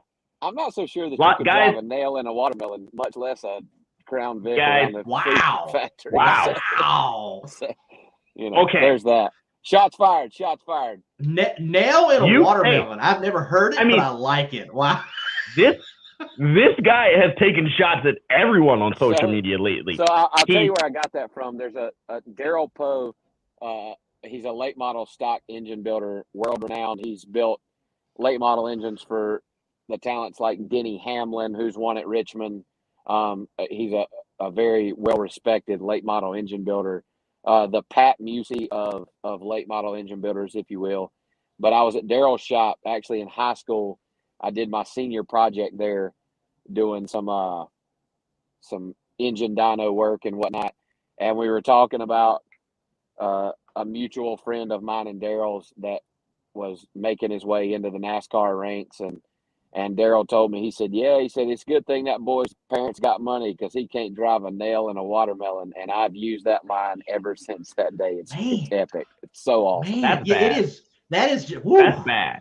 Yeah, I think, honestly, Lee, that was a very nice way of him holleying me right now. Like, honestly. You had it again. It's happened again, Sam. This is a new year, and I'm still getting backed in the corner and punched with that jet. But this show with Lyle has already made the end of the year show great moments, and because it's got for sure. You've been Lyled. But he's taking shots at everyone. Yeah, there's more where that came from too, there, Sam. So just you be took careful shots with your words there, big dog. Your own homegirl in the media world. You took shots at Courtney the other day. You took shots at Wes Buck. Hey, that's cold. Sending video to someone and you're not there with them in like a Rubu or they were in Riku Cabo or wherever they whatever. were. Yeah, like Cabo. You can't send me Snapchats, of yourself and all the Freemans all hanging out in Cabo and not expect some kind of rebuttal from like, what? Yeah, I mean, you're going to get what you're going to get. Just like if you start talking shit here in a minute, and decide that Red Bulls gave your words some wings, I'm going to give you a little bit of that business. You know what I'm saying? Hey, just like my grandpa used to tell me, and they're closed now, but I'll take you to churches and give you chicken and the waffle, baby. Chicken and the biscuit, chicken and the waffle, which one you want, baby. My grandpa used to tell me that stuff. Like as a kid, he was like, I'm not going to spank you. I'll just take you outside, grandson, and give you chicken and a biscuit. Which one you want? Yeah, well, you should go down to church. Listen to him. I did. I never got whooped. I was scared of that, man. I don't believe Well, that, okay. But... Lyle, yesterday I posted it on my page, something that came out. You were on the cover of Drag Illustrated magazine. I mean, yeah. and just your post alone said it all. If you have ever set your blank ass, but in what I said. Yeah. If you've ever set your ass in a drag racing car, if you've ever sat in that seat, you've dreamt or dream of that moment. Yep. For you, taking it all in, from the young, no prep guy driving the cars, going through the accident, healing from the accident, continuing to drive, getting the chances that you got with motion race work and all the other connections that you got, to then getting the chance to get into the pro mod, to where you're at now, having Richard Freeman and Elite Motorsports behind you, modern racing and everything. Wrapping that all up, saying that, man, a few years ago, your life was on the line, till now reaching that pinnacle moment for you. Well, all jokes aside, for Lyle Barnett, for your family, you guys are introducing, you just introduced that you're having a kid. All these emotions that are going on in this world today. For Lyle, what does that truly mean? Because I don't think a lot of people really understand it. Yeah, when Drag Illustrated, when I became familiar with their platform and with the magazine itself, and when I started racing, Wes Buck didn't know who the hell I was, and you always dream of making an impact big enough to be recognized. Wes tells a story of going to PRI for the first time and just hoping that somebody would stop him in the aisle and recognize him and recognize what he's doing for the sport, or say, hey man, I really like what you're doing with Drag Illustrated. It's no different for, at that time, a young talent like myself. I was just hoping that somebody recognized that my performance or my God, what am I trying to say? Not my appearance, but my presence in the drag racing world was good enough for somebody like Wes Buck or somebody like Bobby Bennett or somebody like James Lawrence at Drag Scenes, for somebody to recognize me and recognize that what I'm doing in the sport is making a difference, and for my whole career, I was very fortunate to have been included in the third class of the Drag Illustrated 30 under 30 in 2018 or 19. So, and that was, at that time, I was like, I've done it, like this is, if you've made it into 30 under 30, then you've done it, but I'd never been on the cover. And it was something that I myself had always dreamed of. And something that, like I said in my post, if you've ever sat your ass in the seat of a drag car, you've dreamed of Wes Buck, JT Hudson, Mike Carpenter, Josh Hatchett, Nate Van Wagner, the whole crew. You've just hoped that they would consider your performance good enough to be worthy of being on the cover. And I said it in my interview with Josh Hatchett that for so long, since September the 24th of 2015, Lyle Barnett has been known as a survivor of one of the worst drag racing crash fire combinations that there's ever been, right? I mean, there have been some bad ones, and unfortunately, I guess you could say for me, mine was one of the worst. But on the flip side of that, it was a platform that I used to propel my career to where I am today. And I, at that very moment, I had a choice. It's face everything and rise, or fear everything and run. And I chose to face everything and rise, and I took the opportunity and made the best of it, and it was, like I said again in the post, I didn't walk that, that beaten path alone. It was a path less traveled.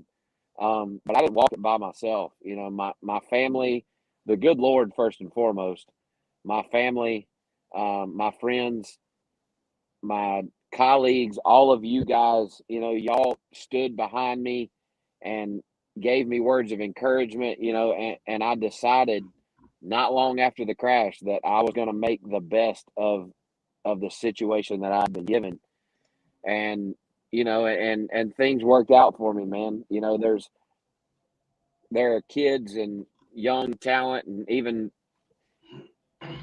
guys older than me, guys and girls older than me that maybe don't really take hold and grasp the opportunity that they have, and I get the daddy's money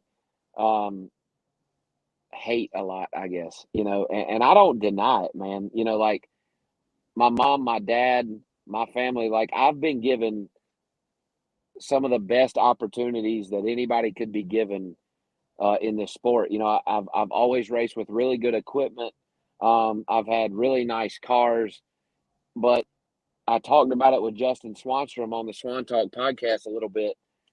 We could all be given the same piece of paper and the same pencil, but we're not all going to draw the same picture, and I chose to take full advantage of any opportunity I was given, whether it was Jason Digby and the Tooth Jerker, whether it was Horsepower Wars and beer money, whatever opportunity I was given, I did my best, and in my mind gave it my best effort to make the best of it, and I, by chance, I was given the opportunity to join Elite Motorsports, and it was literally in the course of like 3 or 4 weeks, I went from maybe one day I'll drive a pro mod to I'm going to the Gator Nationals, and we had a subpar year for the most part, and I was down, Sam, I'm not a good loser. Like I'm sitting in the car right now because I just left a cornhole tournament, and like I'm super competitive. I take everything super serious, and I hate to lose. Hate it. Like I can count on my fingers how many hole shots I've been on, how many hole shots I've been beat on. The first one was Ron Rhodes in the Leaf Spring shootout at like Lights Out 4. Matt Bell beat me on a hole shot in Memphis in 2018. I was in the Tooth Jerker. He was in his Mustang in limited drag radial. And J.R. Gray beat me on a hole shot at the Gator Nationals earlier this year. And I don't forget it. I get it all the time. Yeah, I remember. Man, you got to let that go. You got to forget it. You got to let it go. Man, hell no, you don't. No, you don't have to let it go. If that's not burned, if that's not a Yellowstone brand in the back of your mind, you ain't living right. Yeah. You never forget that. And and fortunately for me, I had a chance to pay that back at the end of the year. And in Vegas, I got JR on a hole shot to win my second national event, and 2 races before that, I beat Justin Bond on a hole shot in Dallas to win my first one. But,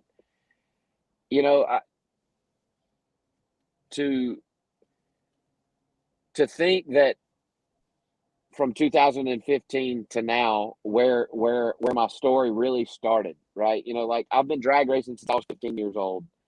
I was 24 when I got in the crash. I was 30 when I won my first 2 national events. I just turned 31 the day after Christmas. But to think that I went from somebody that was a drag radial racer, and really only had any clout, I guess you would say, because I was young.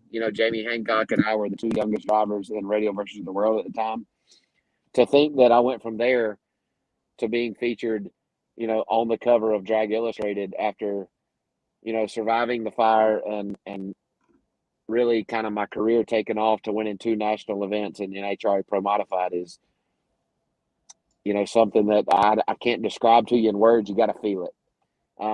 And I'm just so thankful, that God had a plan for me. I'm still here for a reason.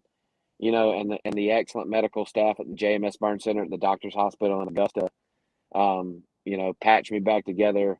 My family, my wife, all of you guys, I didn't, like I said, I didn't do this on my own. I took advantage of an opportunity and made the best of it, but it was the support system that I received from the drag racing community as a whole that got me to this point. And I can't tell you guys how thankful I am to be given the opportunity to continue to tell my story and do, and do what I love for a living. There's not many people that can say that, and I'm thankful for that I get to participate in the baddest effing sport in the world for a living, and that's a dream come true, man. I never thought I would ever be able to say that, but I can. And for that, I'm, forever grateful. Well, Lyle, look, I'm glad that it's you and that you're having the story and the success that you're having. I think it's good for drag racing in its totality, from where you were and what you're doing and how it all comes together. So, man, keep up the good work. Keep getting all the success you can, and we'll keep rooting you on. In particular, I want to ask about the Snowbirds. I have not been. A lot of pro mod guys come together and they duke it out from NHRA, PDRA, NMCA, and every other acronym possible at one of the most prestigious races that there is for door slammers. How was it? What'd you think about it? And you looking forward to going again?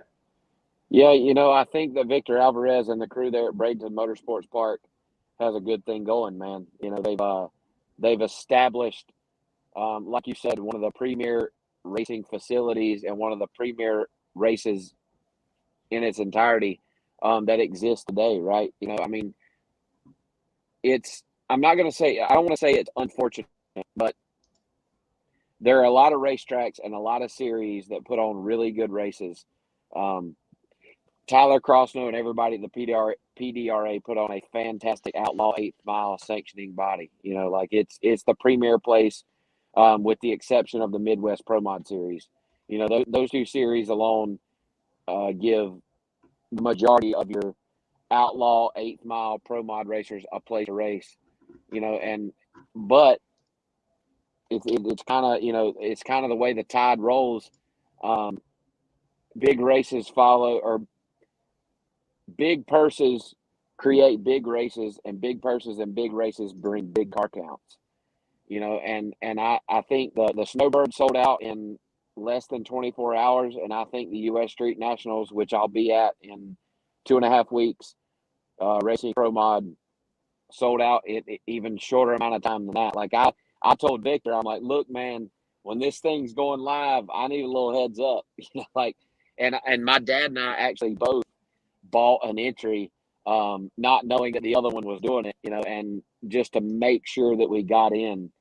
But I applaud Victor and the entire BMP staff for what they've done. I think that as long as drag racing is around, the Snowbirds and the U.S. Street Nationals will forever be one of the most prestigious pro mod drag races in existence. When the West Buck and Drag Illustrated, they're not having a world door slammer nationals this year, but I think you will see them put on multiple races. I've heard some rumor they're going to dabble in some different stuff, but Wes always puts on a great race, pays big money, and I think it's pretty cool that we've got this going on. I still am a firm believer that Pro Mod, with the exception of what's going on in the no prep world, Pro Mod the best thing going in drag racing, and it has been for years. There's no denying that. You can't deny it. I can't deny it. Nobody can deny that Pro Mod drag racing is some of the best heads up drag racing that exists today. You've got, in the NHRA, 5 available power adders. There's no other heads up category, with the exception of what's going on in heads up radio racing, that exists, right? And when we show up at the Gator Nationals, there'll be nitrous. I'll have a turbo car. There will be Pro Charger, Roots blower, and screw blower, all 5 combinations racing quarter mile at the Gator Nationals in just over a month. So, I think that Pro Mod is super healthy right now. I think that there are a select few of us, myself, Stevie Fast, J.R. Gray, Jay Cox, Tommy Franklin, Todd Tutterow. There are some names here that we have a job to do to continue to create the hype that surrounds this class. It can very easily fall to the wayside if there's not personalities being talked about, personalities being published in Competition Plus and Drag Illustrated.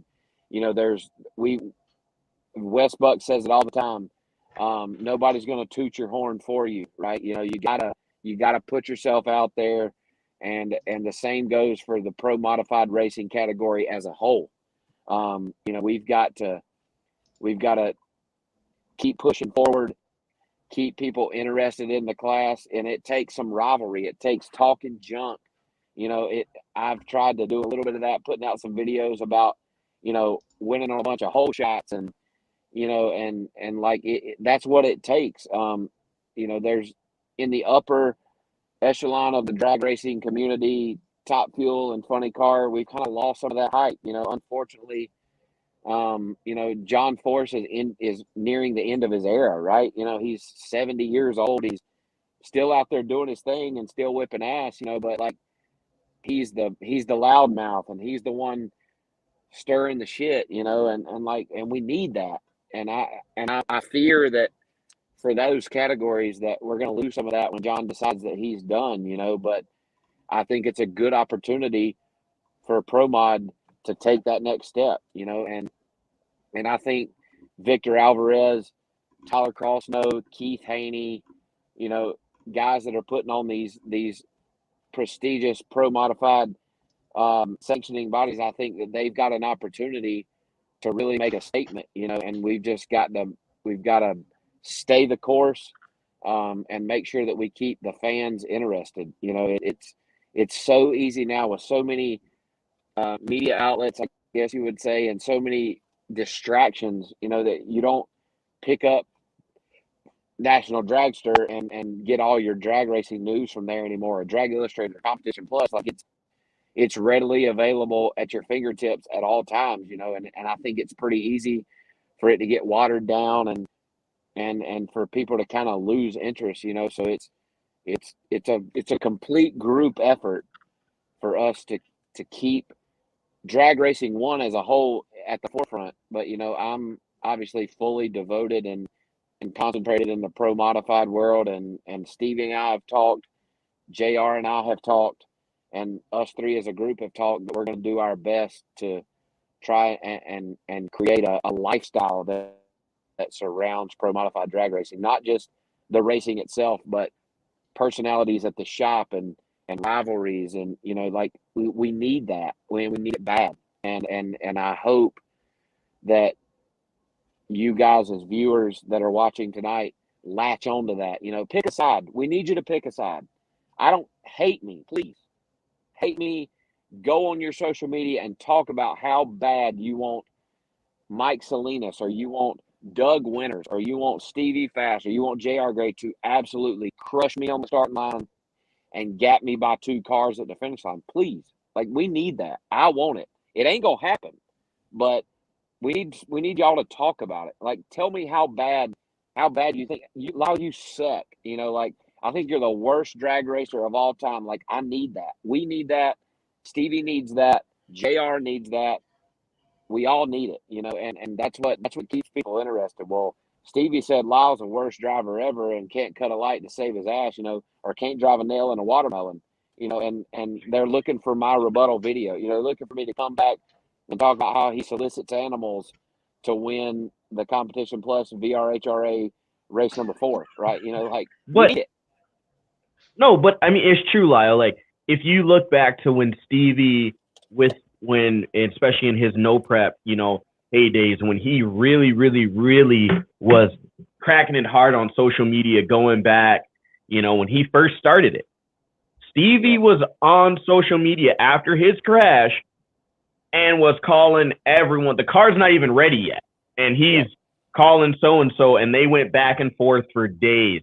And you know, to see you and Stevie do that, it's good. It's that that Friday night, Texas feel. You got the two rival high schools coming together to play each other. You've got, the Yankees and the Red Sox coming to play each other. I mean, that's what we need in motorsports and everything. And it's just like your whole thing about people that don't have beards. Like, I get it. I shave mine off sometimes, trying to change my look, try to look good, I call it. But, you call people out on it, man. Some people can't trust guys that don't have beards. Sam, on that topic, sometimes, or for some, the weight of manhood is too much to bear. And I get it, like it's tough for some people. But, see, look at my man over here stroking that thing. That's an Amish beard. I just shaved it a couple of days ago. I mean, give a guy a break. You got to go through the ugly phase before you look good. Gee. But, Stevie, why you got to hate me, Lyle? Why you hate? Why is there so much hate for this guy? Lyle? Why? Before I thought we were friends. Before I ever got on tonight, I heard all this talk about I'm pranking the next dude. You were talking all this junk. And look. I'm going to prank you. I'm going to do something. You better hope your words have wings, son, because I'm coming in hot. But, Stevie brought his own flavor and threw a complete wrench into the NHRA Pro Modified class as a whole, right? Like it was a good old boys country club, before Stevie came in, and he forced their hand to run their stuff as hard as it could be ran. Hurt motors, require teams to carry 2 or 3 spare engines. Like, he changed the game when he came in, and it really set the tone and is kind of the way that we have to race today, so, and I applaud him for that. Like NHRA Pro Modified needed it. But now we have got to continue to row the boat in the same direction. High tides lift all ships, right? But we've got to all be there to do it. Since you're a bed man and all this, if you get beat on a whole shot this year, I want you to take the clippers right down the middle of that beard. Just Listen, man. Anything can happen, but here's a bet that I'm willing to make, because all right, any I'm drinking the beer. I am drinking the beer tomorrow. I will FaceTime you on one phone, and I will put it on Competition Plus. The sun don't shine on the same dog. The sun don't shine on the same dog's ass every day. So there will inevitably be a time where I probably get beat on a whole shot, right? But I will say, I'll make this bet with you. We'll take my rounds throughout the year. Okay. All your 10 races. We'll take my rounds. We can decide whether you want to count qualifying and eliminations or just eliminations. But I bet I leave on my competition 2-1. I can't. No, I'm not taking that bet with you. Hell no, I ain't stupid. Well, I mean, like, I ain't stupid. That's fair. I do my research. You want me to bet the whole? You want me to bet the whole year that one time I made the bet was 6 beers though. It was 6 beers if you won, because you won that race, so it was 6. That's true. Then, look, you know what? I'm going to leave it up to you whether you're a man of your word or not. Whether you drink 6 or not is all on you, Sam Smith. 6? Ooh, that's going to be a rough day on Thursday, but hey, screw it. Ain't no pussies in the What do I have on? Mama didn't raise no bitch, so here we are. You tell me. All right. Hey, like I said, I'm going to do it. I'm going to drink the beer. If you don't do it, I'm going to give you the chicken and waffles or whatever you were talking about. There you go. The chicken and the biscuits. That's your choice. See, this is why Lyle and I get along. I had Lyle on my show earlier this year, and we kind of ran through and talked about everything. We talked about the crash. That's how I got to know Lyle, actually, because I reached out to him, and me doing safety equipment and everything else like that. I reached out to him. I said, hey, man, I don't know you. You're probably never going to answer this message, but is it okay if I share a clip of your video in one of the videos I was doing? And it took a while, and I used the footage, and then finally he said, yeah, and then we met years later, which was last year, the year before. And, you know, he talks about all that kind of stuff. He's a straight up guy. He is what he is. And, you know, in the interview too, he talked about the whole shot stuff. And this was right after the Gator National. So it was fresh. But to continue to do it at this level and to continue to push to say, hey, you know what, guys, I'm here. I'm the rookie. I voted when the Rookie of the Year ballot came out, Lyle. I wanted to vote for Lyle Barnett, but unfortunately, they don't consider pro mod. Yeah. You had this whole talk, and Lee gets mad at me because it says pro, so that means it's professional category. Pro mod, professional modified, but you know. Right. Yeah. Technically, it's a different tour, but Mike, I'll put it like this.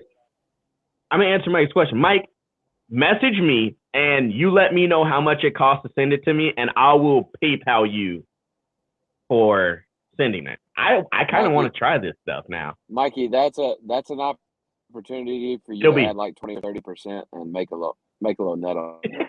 Look, shut up, Lyle. Wow, stop teaching people how to be like you.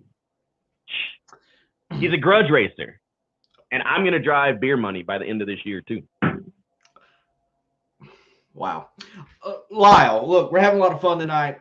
We just got past around the holidays, Christmas. I definitely want to give you the floor to talk about something you've been doing for a while now and giving back to where you came through with the children and the toy drive and how big of a success it was. So talk to us about that, if we still have them. And it froze. Let's remove him and bring him back, I think. Yeah, we lost him. But we can talk about it, Lee. I think a lot of people, if you don't know, obviously Lyle went through the Burn Center a few years ago. And this year, over the holidays, he wanted to raise awareness and raise money to give back and to help out these kids that are going through these traumatic times in their life. You know, it's hard to think about things like that, Lee. Like, I mean, when you sit back and you really honestly, too much smack talk in the stream couldn't handle exactly. Right. That's it. But you know, it's look, it's a cool deal that Lyle, professional drag racer, doing great for himself, all the success. He's like, I'm gonna give back to these kids. I'm gonna give back to this hospital that helped me so much, that gave me back after what I went through an opportunity, and he's making the most of it. He truly is. People, go buy a Lyle Barnett t-shirt. Go buy, get a Lyle Barnett autograph. I love the story. And Lyle just, he's a cool dude. He's a cool dude. I mean, he's look, there are some drivers, I go to the track, I wonder what driver am I going to get and what type of interaction am I going to have as a media personality? And are they they know who I am? Are they going to even bother to recognize I'm there? You know, Lyle is going to recognize who you are and why you're there and appreciate it. And thank you, Lyle. No, he definitely is. Like I said, I got to spend a uncoated, I would call it, really just like a genuine week. You know, when we were down at the Door Slammers last year, I was with the Modern Race team, with his crew, and just to see how they interact with each other, to see what the atmosphere is like, you know, when it's race day and when there's things that need to get done. And, you know, for a guy who's 31 years old, I'm 31 years old. I mean, that's a lot to step into and say, you know what, I want to do this full time and this is where I'm at. But when you're dedicated and you've been there, he's been there with his dad, you know, his dad has helped him along the way. And, you know, people can say what they want about that whole situation. But when you're passionate about something, your parents are going to be your number one fans. And that's exactly what he has with his dad being at the track there with him. The hate that comes from that, I don't understand it, because as a parent myself, and I'm being vulnerable and open right now as a parent myself, you are going to support your kids in whatever they do. So, daddy's money, mama's money, it doesn't matter. They're supporting their kid in what their dream is. So like you said, haters are going to hate. And if that's your reason to hate, then thank you for pushing him forward. Thank you for supporting him. But the guy's got a story. He's building a brand for himself and a name for himself. And it's raw, it's raw emotions. What you see tonight of Lyle cracking jokes. If you saw that guy in his pits on a Friday night after, the first round of qualifying, and, they maybe blew a rod through a motor. I'm not trying to jinx them with anything, but something happened. They're going to be in the pits. They're going to be working, but they're still going to be having fun. And that's what it's all about. And if we can't be true, if we can't be raw, and if we can't continue to just live and grow this sport and connect with as many people as we can, then what are we really doing it for? And I think Lyle's story, Lyle's message, Lyle's just mission, his purpose of being at the racetrack is to let someone know, man, that, hey, there may be a dark day, there may be dark weeks. For him, there was dark months, but look at me now. So, and with what he said, I really took something to this, Lee. We are all given the same pencil and the same paper, but we all will not draw the same picture. That alone tells you right there, man, every day is a blessing. So, are we going to be able to get him back?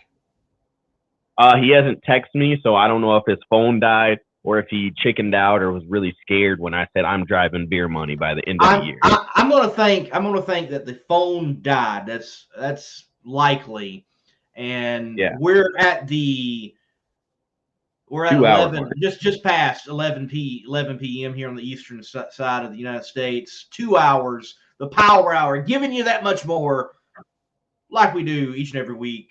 Pat Musi was on, Lyle Barnett was on. We're going to have them on once again sometime down the road. Definitely Lyle, talk to him. I think he's got a lot more wins ahead of him this year.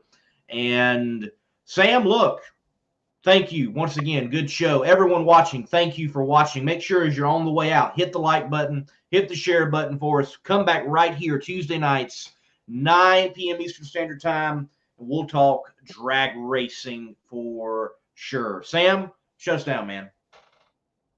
Yes, thank you again, Lee. That is the Monday Morning Racer. Please go and check him out and everything he's got going on.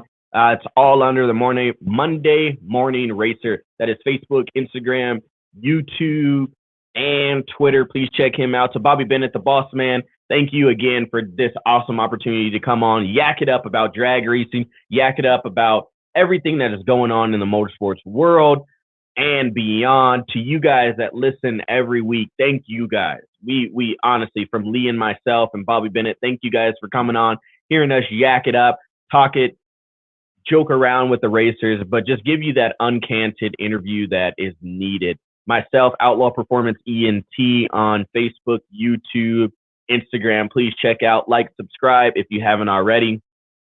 But again, Competition Plus, where you can believe what you read. Slam and Sam, Monday Morning Racer. And tonight, I believe that's all, folks. In the race for quality, there is no finish line.